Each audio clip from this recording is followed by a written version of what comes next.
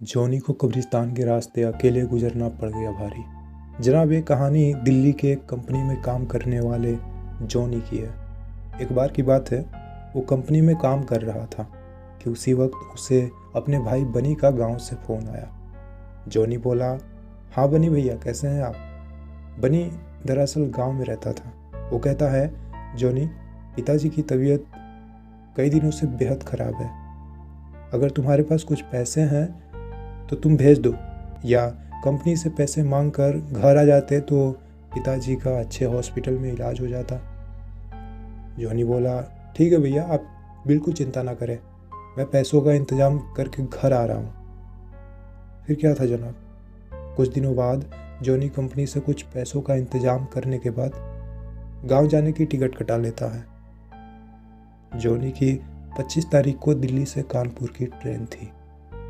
वो दिल्ली से कानपुर के ट्रेन में बैठा और ट्रेन कुछ ही दूर चली थी कि उसका मोबाइल किसी चोर ने उस ट्रेन में चुरा लिया। वो सोचने लगा कि मैं कानपुर पहुंचने के बाद बनी को कॉल करके कैसे बताऊंगा कि मैं स्टेशन आ चुका हूं।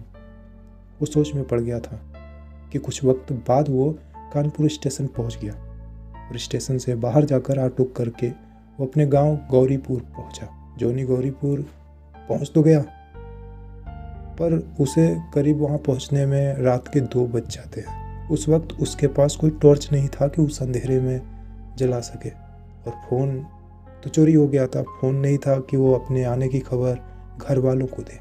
तब वो अकेले उस अंधेरी रात में पैदल पैदल अपनी घर की तरफ बढ़ रहा होता है।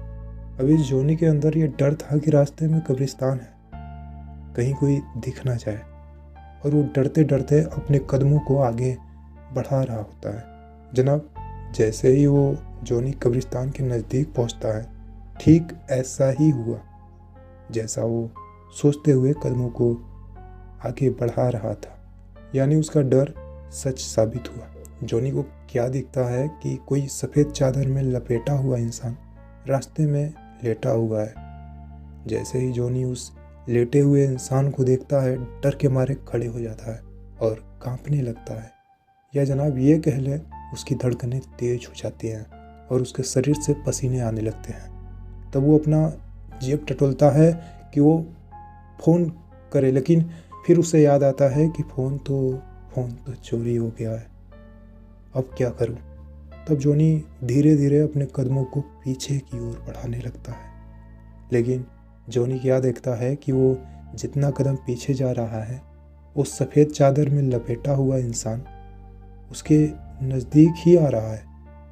तब वो दौड़कर वहाँ से भागने की कोशिश करता है, लेकिन थोड़ी ही दूर जाकर उसे ठोकर लगती है और वो गिर जाता है और बेहोश हो जाता है। जनाब, वो कब्रिस्तान के सामने जो सफ़ेद चादर में लिपटा हुआ इंसान था, वो कोई इंसान नहीं था, बल्कि एक बहुत बुरी शैतानी आत्मा थी जो जॉनी के शरीर में घुस गई। जनाब, कहा जाता है अगले दिन सुबह जब आसपास के कुछ लोग जॉनी को बेहोश पाते हैं तो उसे उसके घर ले जाते हैं। जॉनी के घर वाले उसे बेहोश देखकर घबरा जाते हैं और रोने लगते हैं और डॉक्टर को घर बुलाते हैं। डॉक्टर आते ही उस जॉनी को बेहोशी की हालत से बाहर निकालता है, लेकिन जनाब बता दें, जॉनी होश में तो आता है, लेकिन होश में वो आते से ही वो अजीब अजीब बिहेव करने लगा और कुछ दिनों बाद ही कुएं में कूदकर अपना जान दे दिया।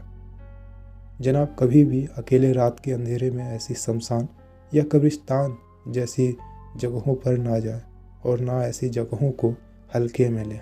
हमारी दादी माँ कहती है, अक्सर शमशान और कब्रिस्तान के आसपास ऐसी आत्माएं रहती हैं जिन्हें या तो मुक्ति नहीं मिला हो, या किसी बॉडी में थोड़ी बहुत सांस होने के बावजूद भी उनके परिवार के लोग जला या दफना दिए होते हैं। Bye bye.